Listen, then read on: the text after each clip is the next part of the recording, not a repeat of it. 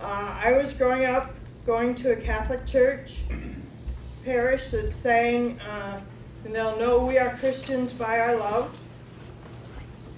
And listening at home as the radio played protest music from Bob Dylan, Joan Baez, Neil Young, people like this.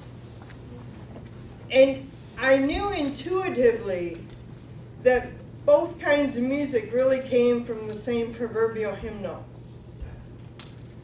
But John Paul put it together for me.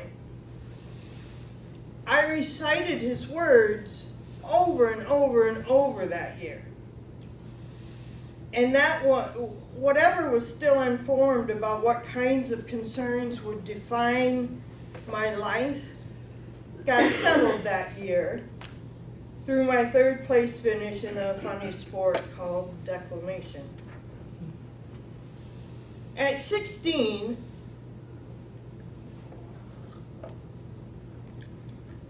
I was entirely unaware of the Catholic social tradition, social teaching. I was just blown away that he was the Pope, and yet he was staring down these ambassadors from the world's governments and telling them all these important things. He told them about the need to stop wasting resources building these bombs that were designed to leave the earth lifeless and unlivable, and use that money to make the deserts bloom so that people, precious human beings one and all, could eat. And the need also to provide education and affordable housing and health care to all. And he was the Pope. So, decades on, I am now not only a professor of theology teaching about these issues, but a peace activist. The leader, kind of in hiatus right now, of a small but dedicated group of peaceniks in Cedar Rapids, Iowa. We spend 5 to 6 hours a month out in public trying to provoke whoever drives by our busy street corner to realize that military solution is the craziest oxymoron ever. A lot of people honk at our Honk for Peace sign. Every once in a while somebody hollers, "Get a job," or something a bit more colorful. I always just answer back, "God bless," top of my lungs. It's a loud intersection. I've been doing this since December 2001. I have been arrested for civil disobedience only once so far. I fulfilled my sentence of 40 hours of community service at the Birthright office. His life is life, right? And I also had a year of probation, self-supervised. That was brilliant. We're in the hands of a real good influence there. I tell you all of this because I want you to understand that this lecture is not an academic exercise for me. It is scholarly analysis, to be sure. But for me, it is also part of a lifelong investigation of who I am and who I am supposed to be. And I have, in fact, made some discoveries about John Paul's theology of social justice that I had not expected. So I'm delighted to be able to share them with you. I thank you for being here. This is a good time for me to express my great debt of gratitude to the Collegeville Institute for providing such a cold place and a warm community in which to live and read and write.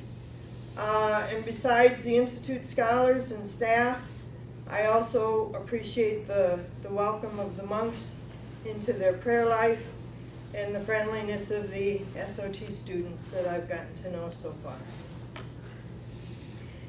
Now, without further ado, I'll get to work. My thesis is, wait a minute, haven't done a PowerPoint for a little while. My thesis is, the Eucharist makes it the business of the Church to concern itself with the entire lived reality of each and every human being. My lecture has 3 parts.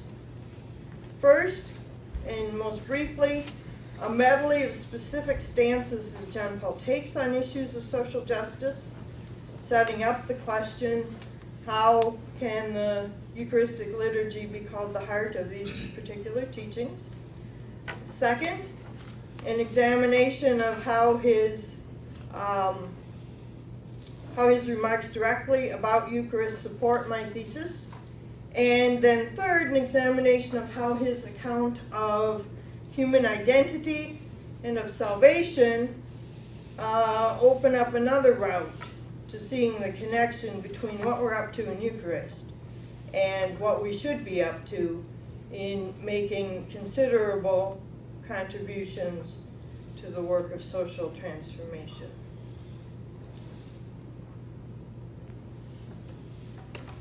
I said without further ado, but I have one more ado to do. That's this guy. Back in 1939, a brilliant, and I must say pleasant looking in that photo, it's outside the quad, right?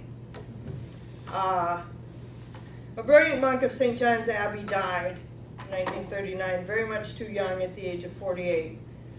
Father Virgil Michael's contributions to the university, to the Church Universal, and to the liturgical reforms of Vatican II 25 years later, his involvement with justice movements like the Catholic Workers, founded by Dorothy Day and Peter Morin, and so many other achievements could be listed for about the next hour at least, so we're not going to do that. I just need to say he was brilliant, he was amazing, and of course he was ours. He's buried right out there in the 1939 row of the cemetery, and you should go pay him a visit if it's ever that warm again. But in my humble estimation, he was most amazing of all in how he developed and articulated the insight that is the thesis of my lecture, that the Eucharist puts the work of seeking social justice at the core of the mission that is ours as church. He wrote in an article in 1934 called, to zoom around here again, this one, 1934 article called The Liturgy, the Basis of Social Regeneration. He explained it just this clearly. Pope Pius X tells us that the liturgy is the indispensable source of the true Christian spirit. Pius XI says that the true Christian spirit is indispensable for social regeneration. Hence, the conclusion, the liturgy is the indispensable basis of social regeneration. Father Virgil Michael. My lecture is but a footnote, updating this message in terms of John Paul as, I think, still a rare case of someone living up to the genius of Virgil Michael on this point. So, the first part of my argument, again, is simply to offer a brief medley of stanzas John Paul takes on questions of social justice. A good place to begin is with his list of the social reforms creditable to the far-reaching influence of the modern Catholic social teaching. Reforms, quote, in the areas of Social Security, pensions, health insurance, and compensation in the case of accidents, all within the framework of greater respect for the rights of workers, unquote. Workers' rights also include wages. According to John Paul, an adult full-time worker ought to receive, at minimum, compensation adequate for being able to establish and provide for a family and for its future security with some savings. This is a family wage. This is one adult working for this family. I read estimates that it's somewhere over $15, $17 in our current time and place. John Paul decries the error of treating work as a kind of merchandise, merely another production cost like the hammer and the nails. For in fact, the worker, the person, is, quote, the true purpose of the whole process of production, unquote. So we can purchase nails as cheap as possible to try to help secure profit. But wages must not be left subject to the same market forces that determine the price of nails. And if our economy does submit wages to those market forces, then we need, John Paul says, to make, quote, adequate changes both in theory and in practice. Changes in line with the definite conviction of the primacy of the person over things and of human labor over capital as a whole collection of means of production. Just as John Paul identifies a just wage as a worker's right, so too he speaks of labor unions and collective bargaining, including the use of the strike, as a right, quote, for the purpose of defending the vital interests of those employed in the various professions, quote. Training workers, so that this is possible, may fall to the state when societal organizations are not adequate to the need, and legislation must be put in place to protect immigrants and other vulnerable workers from exploitation. When we promote such training programs and such legislation, we can rightly think ourselves involved in what John Paul calls a struggle against an economic system that would uphold an absolute predominance of capital. Needed instead is not socialism, but a social ethos which demands that the market be appropriately controlled by the forces of society and by the state, so as to guarantee the basic rights of the whole society are satisfied. And, unquote. And John Paul's views are similar when it comes to the global economy and the problems and needs of underdeveloped parts of the world in development. For the development of poor nations, the global economy that currently tends to enrich richer nations needs to be reorganized through various interventions to, quote, direct the functioning of the market to the common good, quote. Better mutual understanding will build trust in the ability of the poor, individuals and nations, to benefit from development efforts that generate new opportunities. However, John Paul points out that the effort to promote development, quote, also involves sacrificing the positions of income and of power enjoyed in the more developed economies, unquote. Living more simply, so that all others the world over will be able simply to live in conditions befitting the dignity of a human being.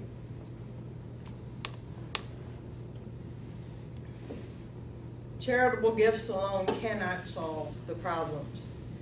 The economic and human exclusion or marginalization of entire peoples must be reversed through changing not only our lifestyles, but also, quote, models of production and consumption and the established structures of power which today govern societies, unquote. Such a reversal means that trade agreements and international institutions must privilege not the preference of the more powerful nations, as at present, but the needs of the poorer countries. Similarly, John Paul calls on richer nations to overcome the tendency to cling imperialistically to their hegemony. They need to help developing and subsistence level countries to draw from their own cultures for their own unique contribution to the common good, lest those cultures be lost forever. They need also, the richer nations, to refrain from violating the religious and cultural identities of the developing countries by tying financial assistance to the imposition of, quote, systematic campaigns against birth. In whatever condition or state of development it is found, unquote, human life is a good, always to be defended. It is, quote, on the basis of a distorted view of the demographic problem, unquote, and on the basis of valuing things over persons, that developed countries would require recourse to contraception, sterilization, and abortion, some newer methods of which amount, John Paul says, to poisoning the lives of millions of defenseless human beings as if in a new form of chemical warfare. Often when development does begin to occur, new obstacles arise in cases where a country's foreign debt becomes burdensome. Justice includes repaying debts. But when a developing country's government can only make debt payments by imposing hunger and hopelessness on entire peoples, we must defer to what John Paul calls the fundamental right of peoples to subsistence and progress, which may well require lightening, deferring, or even canceling the debt. Militarism even more consistently stands in the way of genuine development.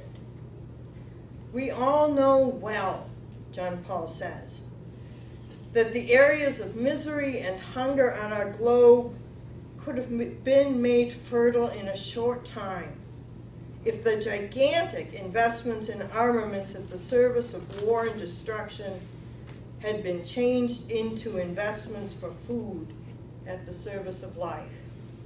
Unquote. Even apart from the economic waste that weapons amount to, the quest for military solutions to conflicts turns out, in John Paul's judgment, to fall into the category of never. No, he writes, never again war. Since war destroys innocent lives, creates killers, and scars even the killers' lives. Moreover, it leaves in its wake added resentment and hatred that will confound all the more the efforts to forge a just solution to the problems that provoked the war in the first place. So he concludes that, quote, just as the time has finally come when in individual states a system of private vendetta and reprisal has given way to the rule of law, so too a similar step forward is now urgently needed in the international community. So concluding my first section then, these several issues highlight the relatively concrete stances found in John Paul's contributions to Catholic social teaching. The family wage, collective bargaining, the struggle to restrain market forces for purposes of satisfying the needs of all, development of poorer nations with prerequisite changes in our mindsets and lifestyles and structures, an end to the waste of spending in preparation for war, and an end to war as such. Can the Eucharistic liturgy really be the heart of this? My lecture's second part is an exploration of John Paul's reflections on Eucharist that urge a strongly affirmative response. To repeat and expand my thesis, the Eucharist makes it the business of the Church to concern itself with the entire lived reality of each and every human being, including the work of those human beings and its compensation and their relations with other workers and with employers, the role market forces play in their well-being and that of their fellow human beings, the dynamic between wealthier and poorer nations, the ravages of war, the lived reality of persons in its entirety. Now, if some Christians bristle at the suggestion that Eucharist lies at the heart of those social teachings, it probably means they assume the liturgy is a time when the Church is especially turned in upon itself to focus on holier stuff. Their thinking would go like this.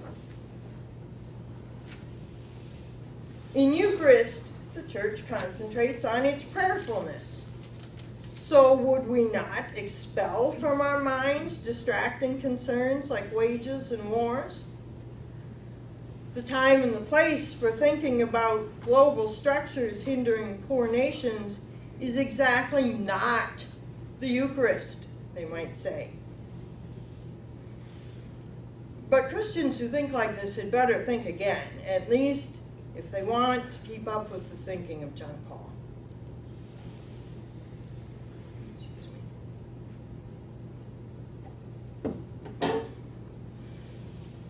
Indeed, in his encyclical Ecclesia de Eucharistia, how's that?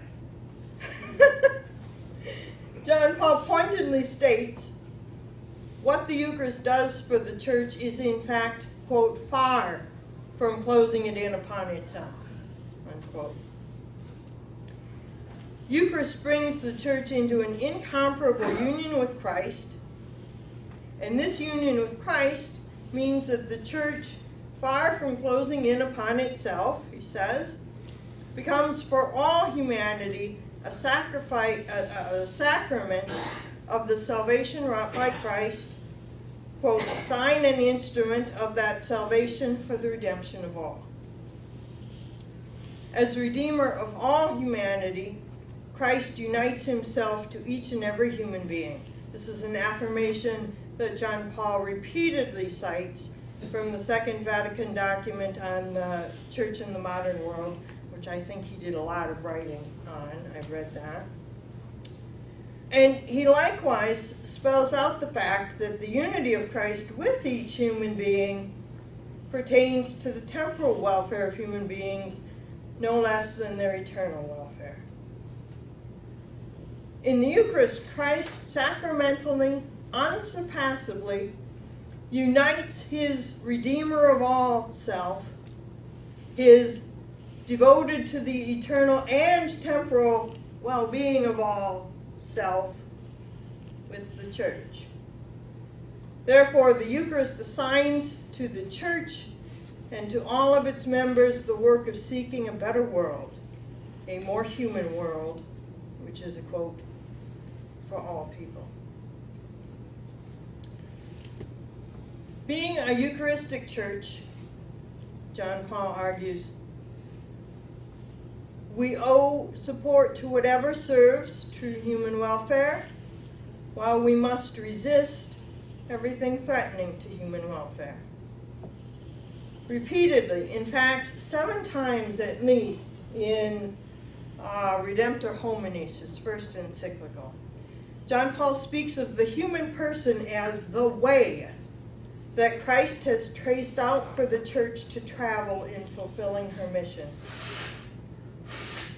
He refuses to leave the point open to the interpretations that would limit it to a spiritual meaning. Quote, we are speaking precisely of each person on this planet, one's personal being and community and social being, in the sphere of one's own family, in the sphere of society, in the sphere of one's own nation or people, and in the sphere of the whole of mankind. unquote. Because Christ remains especially present with the church through the Eucharist, every celebration of Eucharist, however grand the cathedral or however humble the country church, quote, is always in some way celebrated on the altar of the world, embracing and permeating all creation. The Son of God, I'm continuing to quote, the Son of God became man in order to restore all creation in one supreme act of praise to the one who made it from nothing. Truly, this is the Mysterium Fidei, which is accomplished in the Eucharist. The world which came forth from the hands of God the Creator now returns to him redeemed by Christ. As the duty, unquote, as the duty of Christian citizenship in the created order, efforts to make the world more truly human flow most certainly from the Eucharistic liturgy, because there the presence of Christ offering us with himself in the renewal of his one sacrifice anticipates on earth most fully the final coming of God's reign. Indeed, that coming reign of God where, quote, the mighty are put down from their thrones and those of low degree are exalted, is a mere image of Christ coming to us in the poverty of the sacramental signs of bread and wine, unquote. According to John Paul, each time Christ comes to us in the liturgy, quote, the seeds of that new history take root in the world. The new heavens and the new earth find in the Eucharist their anticipation and, in some sense, their program and plan, unquote.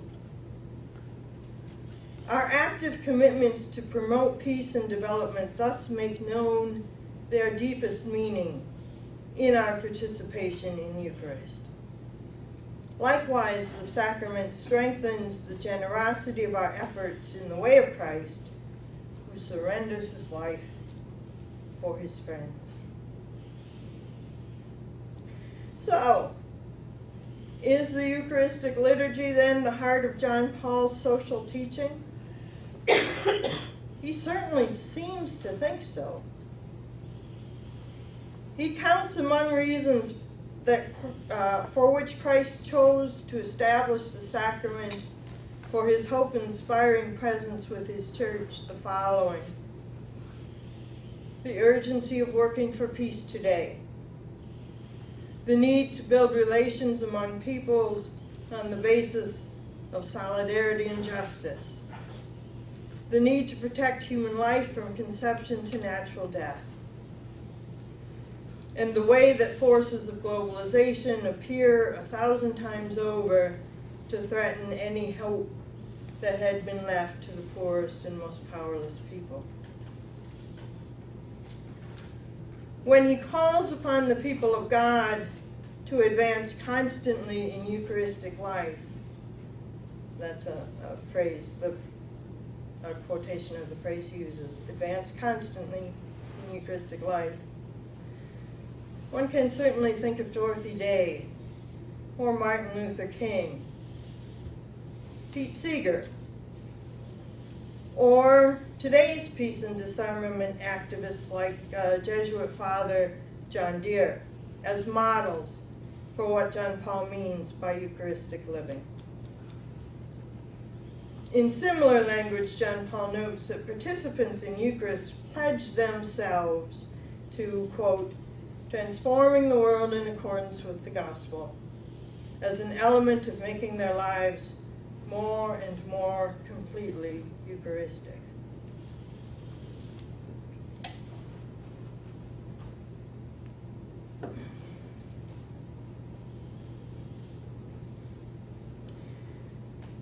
There can be no question but that the Eucharistic liturgy holds so much meaning for the concerns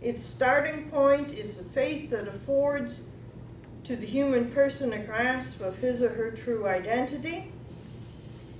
And it begins from this faith because its overriding purpose is to help people on the path to salvation by proclaiming God and the mystery of salvation in Christ.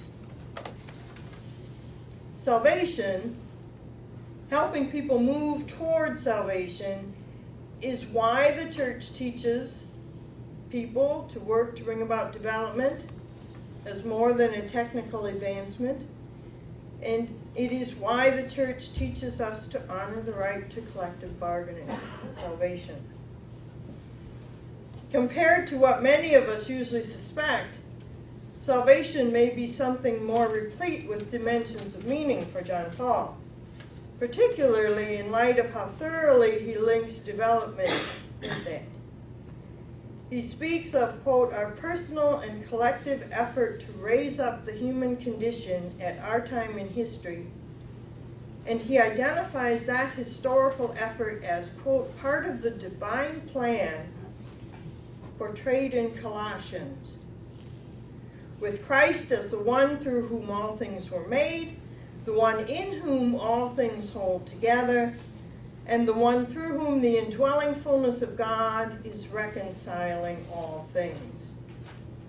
In other words, lifting up the poor of the world, transforming structures that concentrate control of most resources in the hands of extremely few. These efforts are part of the saving reconciliation of all things wrought by God in Christ. There are no higher stakes than being on board with the unfolding of that reconciliation.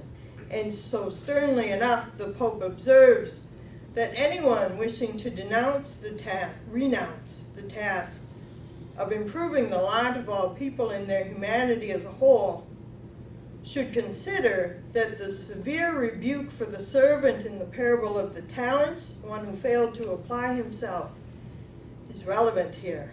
You wicked and slothful servant. Relevant, too, is the parable's warning that, quote, even what we have will be taken away from us, unquote. Again, in his discussion of solidarity and enduring devotion to the common good, John Paul integrates compelling biblical phrases that illuminate salvation. When our refusal to benefit from exploiting others grows to the point of, in the gospel sense, losing life to save it, when our refusal to rise by blocking the way of others grows to the point of serving all, then the grace-filled way we live solidarity unleashes in the world an active, head-on resistance to the anti-developmental forces of, quote, desire for property and thirst for power, unquote.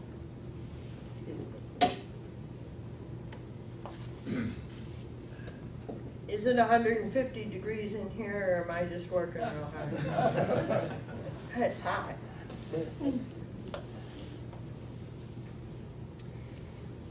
Inspiration for such solidarity can be found, John Paul says, from envisioning through faith, quote, the communion of one God in three persons as the model for the common unity of the human race.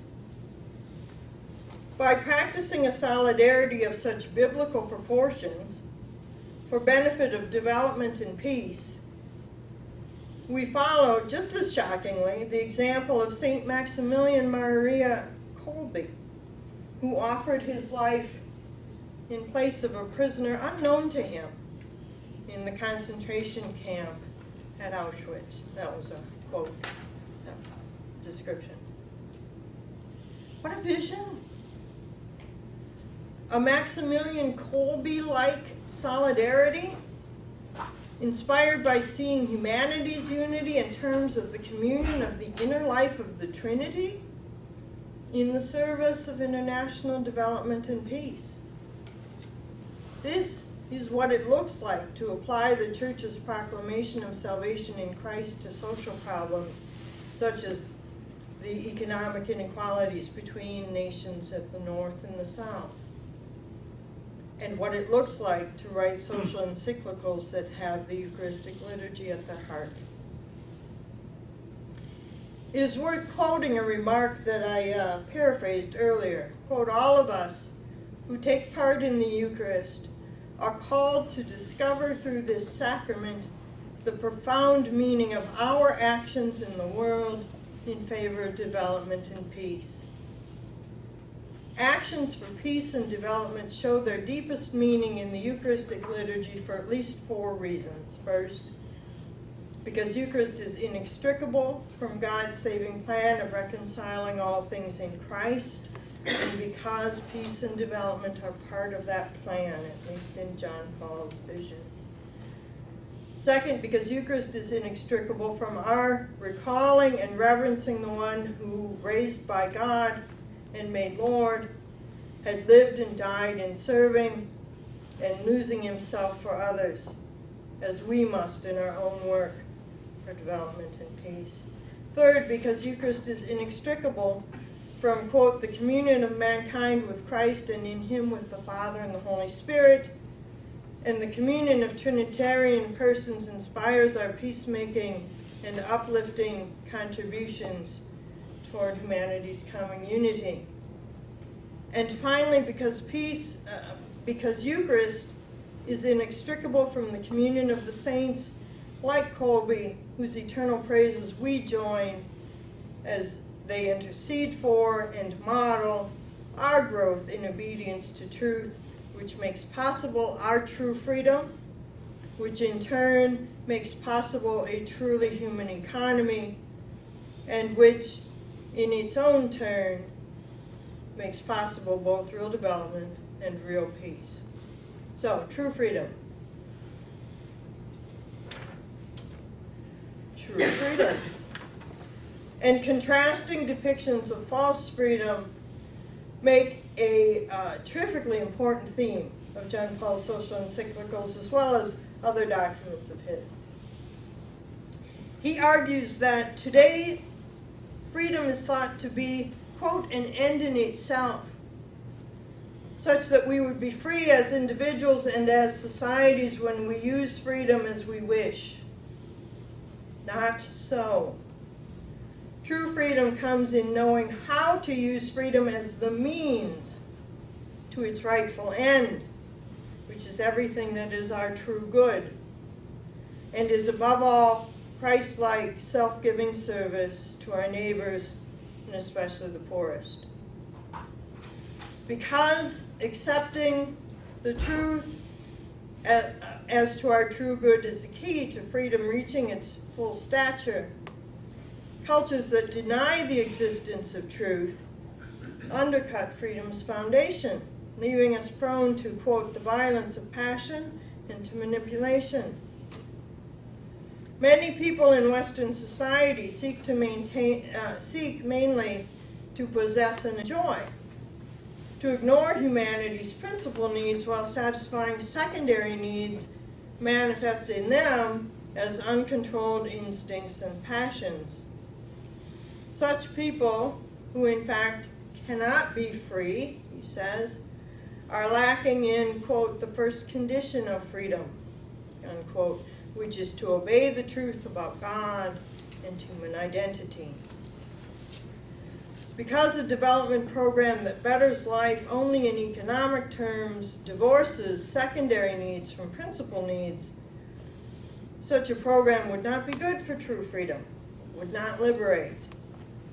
But John Paul is hardly silent over the harm to freedom that consumerism in rich nations inflict upon those it destines to impoverishment in poor lands.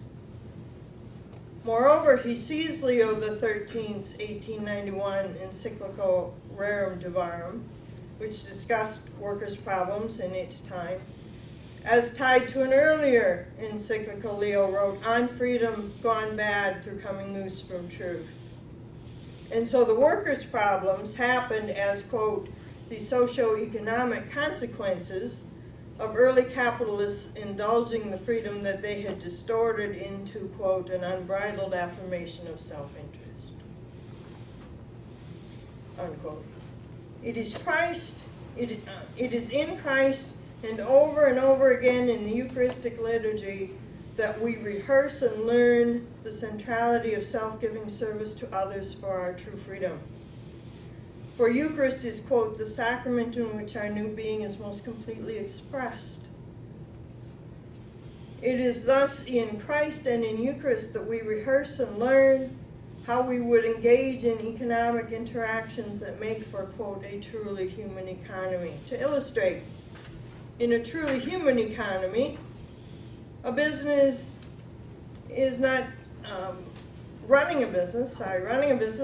done only to gain wealth, but is perhaps even more importantly ordered to the good of, quote, its very existence as a community of persons who in various ways are endeavoring to satisfy their basic needs and to form a particular group at the service of the whole of society, unquote.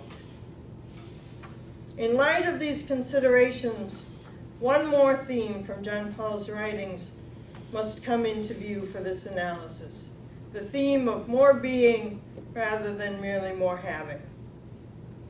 Having can be used to contribute to one's living up more to one's human identity.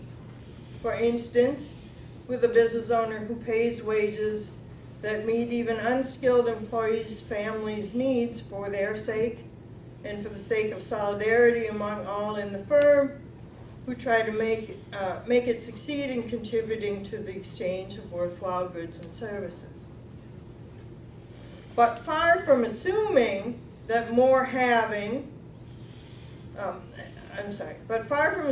having more than what subsistence requires, would assure one's being more, we must know the danger that having more can readily draw us into selfish rather than generous habits, thereby undermining our being. And not only our being. The wealthy few globally, which includes many Americans, are too often baptized into, quote, the cult of having. I tell you, this guy can turn a phrase. I'm sorry. So the wealthy few globally are too often baptized into the quote of having, which through the world economic system brings about a deprivation of essential material goods so extreme as to undermine people's chance of, quote, succeeding in realizing their basic human vocation. For as much as 3/4 of humanity, those who live each day on less than what most Starbucks coffee drinks would cost us. The conversion that we need involves coming habitually to make choices, including choices as consumers and choices as investors with our retirement funds or our institution's endowment, that are determined, so these kind of choices that are determined by, quote, our quest for truth, beauty, goodness, and communion with others for the sake of common growth, unquote. Now consider again, John Paul calls upon all who take part in the Eucharist to be committed to making their lives in a certain way completely Eucharistic.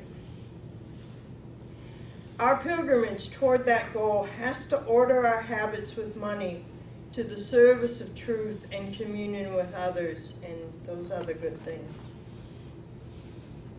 It makes us part of a pilgrimage societally of building the structures and ethos of what John Paul and Paul VI called a civilization of love, to replace the civilization of consumption. Where Christ's sacrifice has no limit, we are all too limited lovers. And Eucharist again and again shows us our need for, quote, a constant, ever more profound conversion to overcome real obstacles to being more generous and to real obstacles to more generous, other-centered living, and also to find and defeat our many lame excuses. This Eucharistic living is John Paul's vision for our role in seeking peace among nations and development of poor peoples, as well as in relations at home and near it.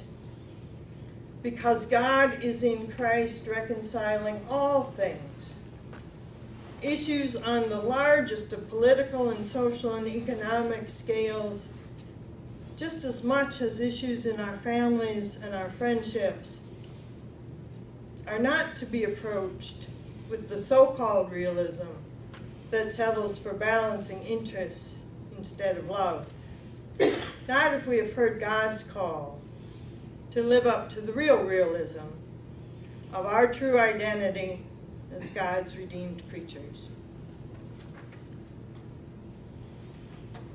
I'm done.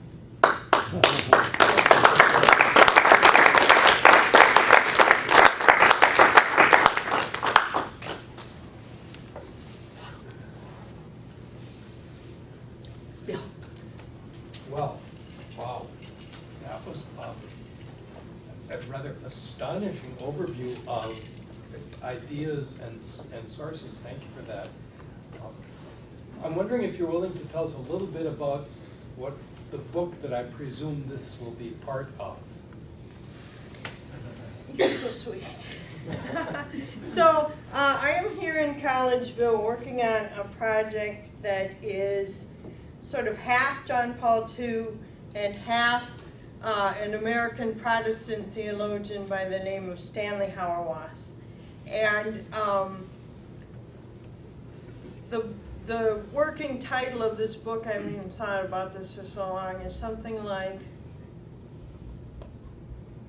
oh, what was it? It was that great phrase of Hauerwas's, "The cross as God's justice."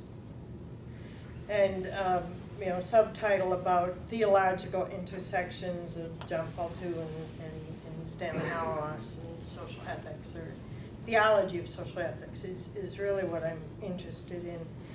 I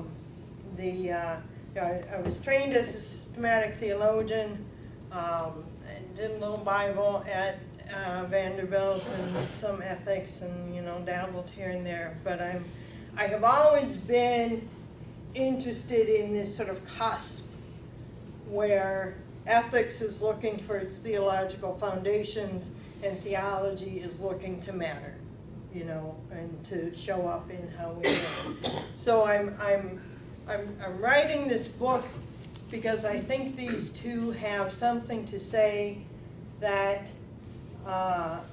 is worth hearing, and it's a departure from, I think, a lot of what we're maybe more accustomed to, which is kind of the John Courtney Murray, just translate what you're up to into the language of wherever the hell you are, and so talk like Democrats or talk like Republicans or something, and Hauerwas doesn't do that, and John Paul sure doesn't do that, and I tried that game for a while, and it kind of came out to me as a bust in about 2006 with that election and what happened because I'm a peace activist, I'm not a one-note voter, but I was pretty angry then, and so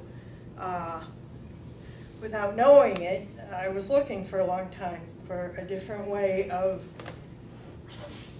understanding who I was supposed to be and what I was supposed to be doing, and anyway, stumbled into Hauerwas and finally figured out a little bit of what he was up to and said, oh, wow, that's the thing.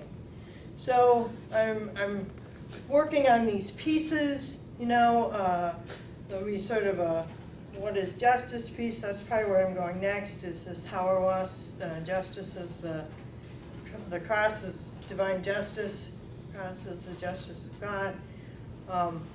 But it is my very strong belief that as different as these two cats are,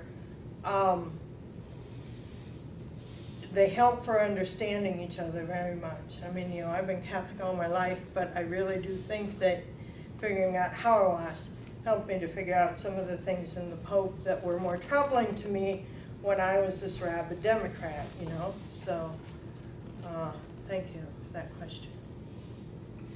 Dawn? This is more of a comment than a suggestion maybe. One of the things that I was missing as you were talking is, all of these things have a real context, and that is the whole created world. And there's reference to that along the way as you brought it forward. But John Paul certainly was a real initiator, in the 1990 World Day of Peace address, and really built and interwove that whole piece of creation. And as I think about Eucharist and liturgy, we are so, in the Catholic context, and I think this is true really of all Christian worship, that there really is this sense of the contextualization and of the materiality of the world and the incarnation and some of those pieces that help, I think, at least me and I think a lot of other people, say in this world, in this moment in history, we can talk about war, but the reality is that most wars today have to do because we're on the border with water, or we don't have enough of it, or something like that. So I'm just thinking that maybe that would be another piece that would kind of enrich what you've already said. No, you're absolutely right. The problem I was up against was you all sat through 50 minutes of 40-minute lectures, so I know you can't do it all in that many times, but just to suggest that, because it was coming through all along the way, it's like, oh, he did this in addition, and that would really make You're it. Right. You're right. A related question. Okay. It is immediately related. Sure. Because in the second part of your talk, when you were teasing out kind of the ramifications of JP2's liturgical theology, there was this phrase, the altar of the world. What do you make of that phrase? Is it just a toss-off phrase, or is it does it really mean something significant? No, I gave you that with the two sentences after it, which are about Mr. Infidei.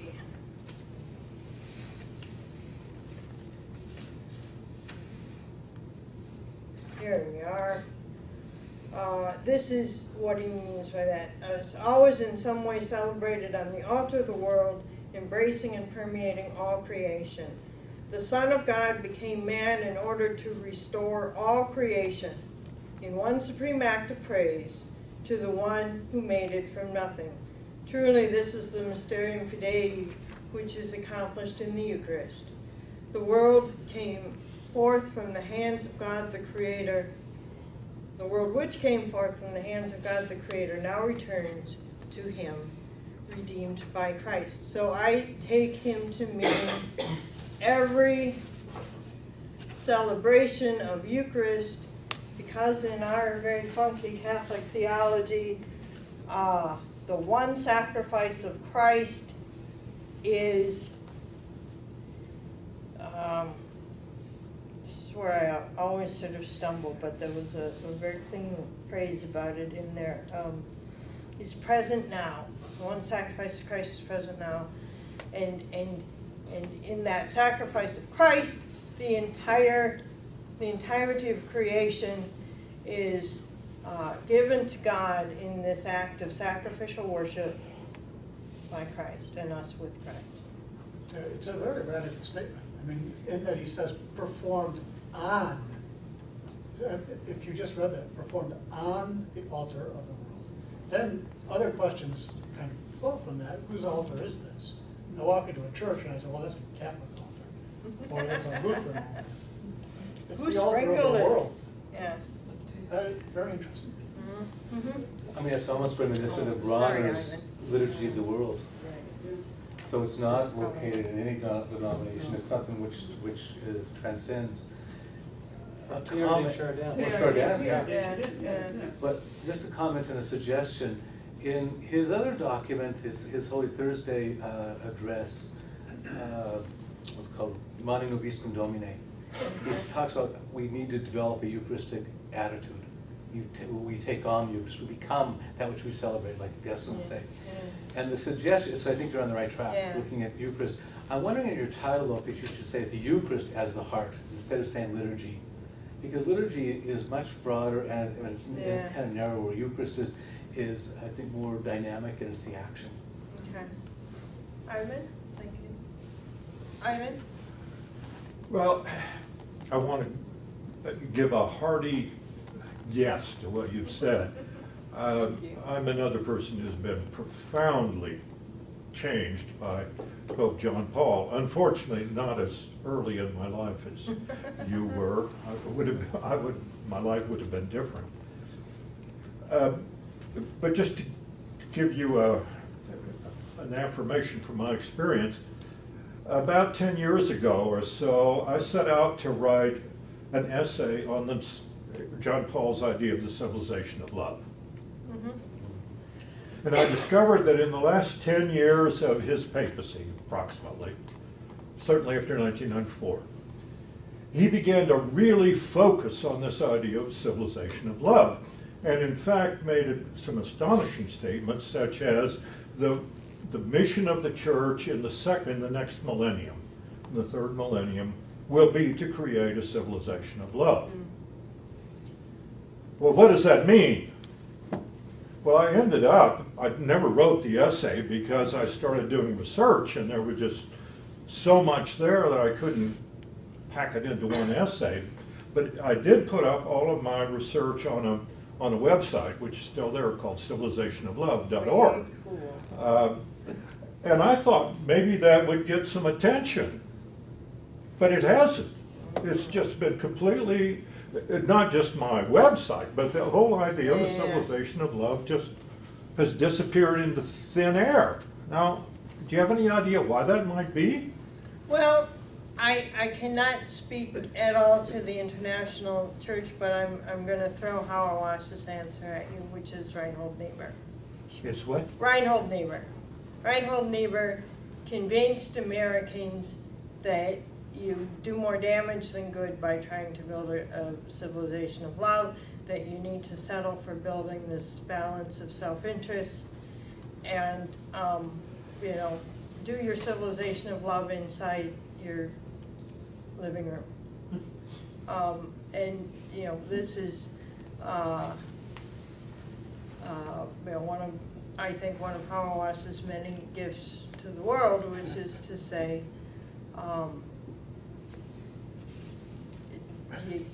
you can't do Christianity that way. Be Christian or be a balancer of conflicting self-interests, but and I mean, I understand his argument, I think. I just think it's wrong that, this stuff that Jesus called us to model, he called us to model in face-to-face relationships only. And, that's reading in. It's reading in what he thinks is the importance and implication of the doctrine of original sin, which Hauerwas is pretty good at original sin, and so, believe me, is John Paul II. But they, if you will, read in a different understanding of sin and redemption. I would just suggest that the civilization of love is happening in the actions and words of Pope Francis at this moment in history. It's true. Sure. Gerald? Yeah, I want to give, I don't know if I'm going to provoke you or give you a chance to talk about some of the things you said to us a little bit on the side about your own personal struggle with your activist, in your activist life. But, at one point you were talking about a list of people who embody the Eucharistic life. But it's kind of a pretty standard list of peace activists, peaceniks, Is that really what you want to say? I mean, does that do? I guess my question is, even though I've also been involved in peace activism of a sort, I have a sense when I listen to a list like that, that it's sort of associating boiling all of the church's understanding of working for peace down into this one little way of doing it. And it seems to me, it comes across as sort of impoverishing the rich understanding that you've given. If the way to live out this Eucharistic life, which ought to incorporate all of who we are as Christian people in our community relations, into writing to my congressman and protesting. I mean, that's a caricature, but that's, It's a political. you know, and it's so. Does John Deere become my version of John Courtney Murray? Sort of. Well, here's the way we do it, and I'm going to associate my cultural niche with all of the church's rich teaching. Yeah. It's probably a fair point. I would need to look again at how I said that in the lecture. But what I will not relinquish is some version of the idea that living Eucharistically means matching their degree of dedication to peace and development. And I just do not see that I agree. in my experience of church. I agree.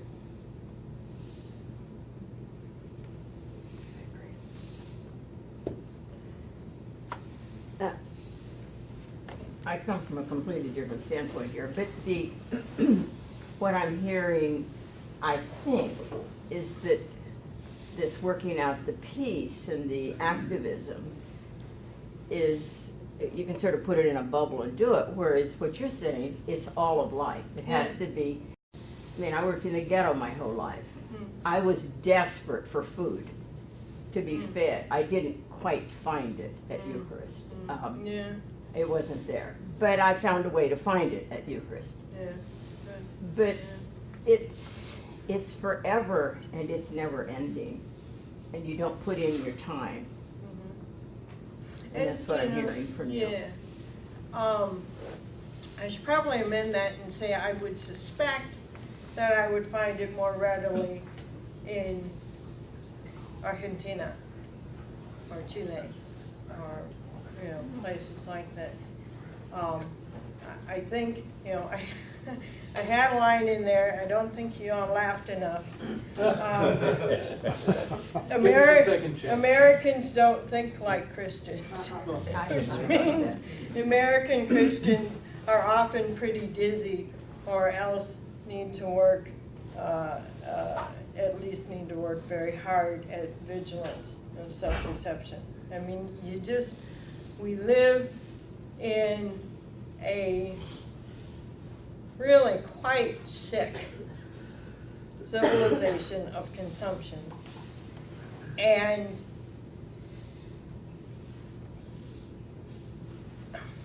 except for the monks, you know, I think most of us, myself included, have very few resources that we can, or at least that we do, draw on regularly to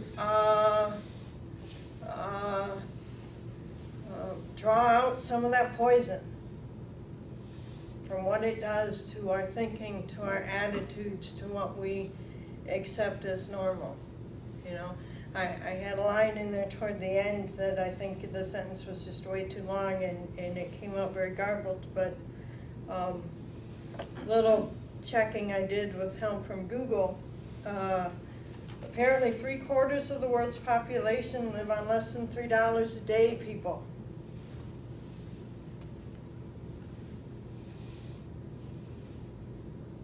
And that's not just something that's out there. That's a world economy that makes it like here, here, and makes it like there, there. And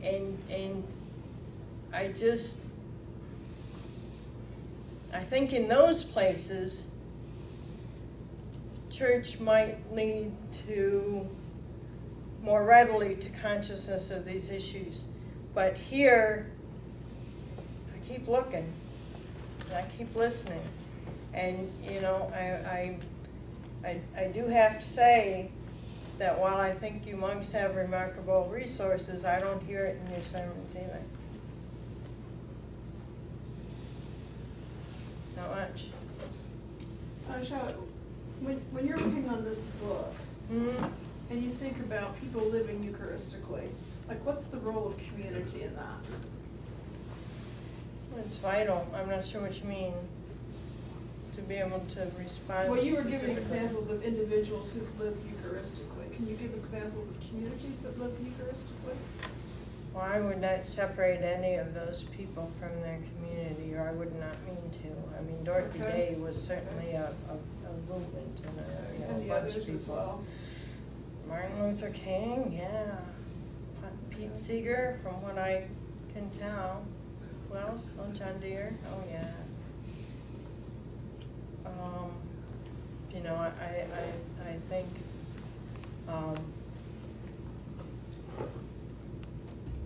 you know, we do, again, Hauerwas, the practice, you know, practices and practice and rehearsing and you know, we, some of these people in my peace group, as a few have heard, just drive me absolutely nuts. You know? But we find a way to stay together and, you know, shout back, God bless, and keep at it. Yeah, and you know, repeating myself way too much, but I look for that in my church community, and it's very hard to find. In 2002 and 2003, I was a single woman, and go to the parish in Cedar Rapids that I call St. Rockwell, because it's up in the Rockwell Collins part of town, where everyone there is a very rich, enormous car, you know, from their 3-car garage engineer, writing all this wonderful software for killing people for the U.S. military. And so I got to St. Rockwell, because they have really beautiful liturgy. And, you know, 2002, 2003, build up to the Iraq War, and not a sound, not a peep, nothing, you know. We were praying in this bubble, right? So I started bringing my own community of saints in the door with me every time I went into Mass. And there was Dorothy, and there was Martin, and I'm sorry, I brought Gandhi too. I just couldn't resist, you know, and these wonderful people, because I just could not stand. I'm never not going to go to church. There's something wrong with me, but I'm never not going to go to church. But I couldn't stand being in this filled place so alone. You know, so you got to have community. And you got to try to find it somewhere. I find most helpful and suggestive as you make the turn to John Paul's Eucharistic theology as the grounding of ethics or grounding of justice, and your own kind of then reflections about your own turn there, as well as the use of or the helpfulness of Stanley Hauerwas in that regard. A reflection and then your own kind of comment.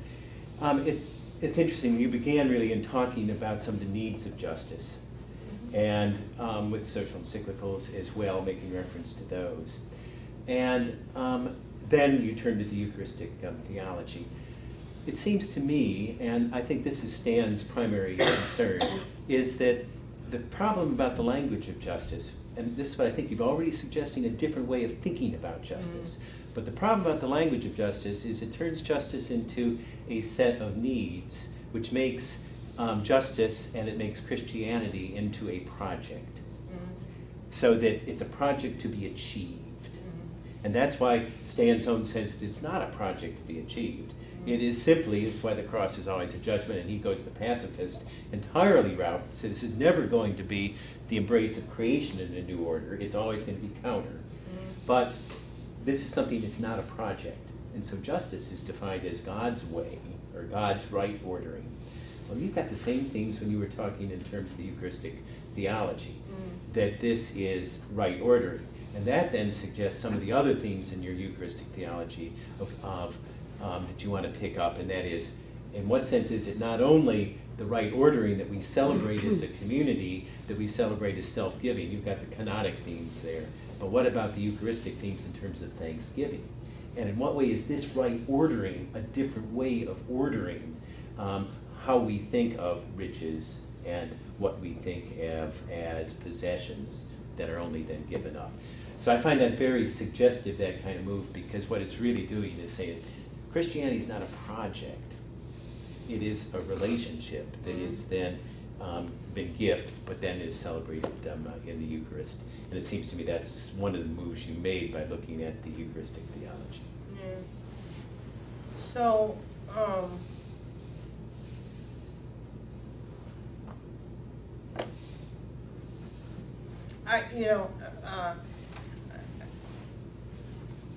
I think you make a point about a sort of a potential pitfall about the way I've set this up that I need to think about a little bit. I was just thinking, all right, there will be a relatively wide, in the audience, diversity of knowledge of what's in the 3 social encyclicals of John Paul II. And I didn't want anyone to imagine, just sort of be nice, and I wanted to, he pushes hard, on things like this family wage and so on. I was thinking that's the way it was necessarily set up wrong, but that there are ways then of really exploding further the conclusions you want to draw about this is a different way of doing ethics, because it's a different way of doing justice, though the claims of justice in terms of action may be exactly the same. You're right that another of the many valuable things that Hauerwas, I think, has contributed to our discussion is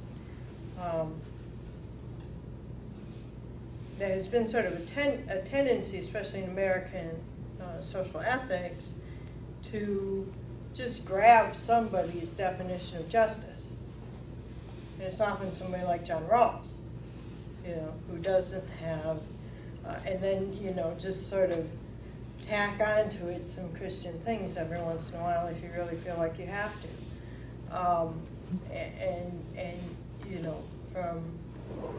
Rather from out of the heart and soul of our own deepest images, Christianity has a version of what justice is. Christianity has it, or is, he often says, a politics, and so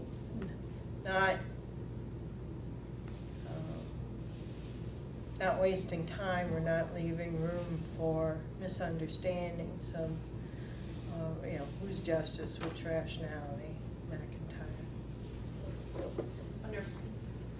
Just looking at time, I think we'll wrap it up. There might be additional questions or comments that you could address to Charlotte, perhaps one-on-one. Yeah. Thank you all for coming, and we appreciate Charlotte.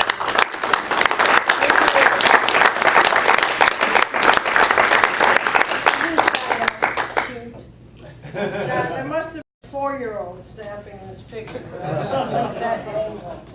But that is a good picture. Thank you all for coming.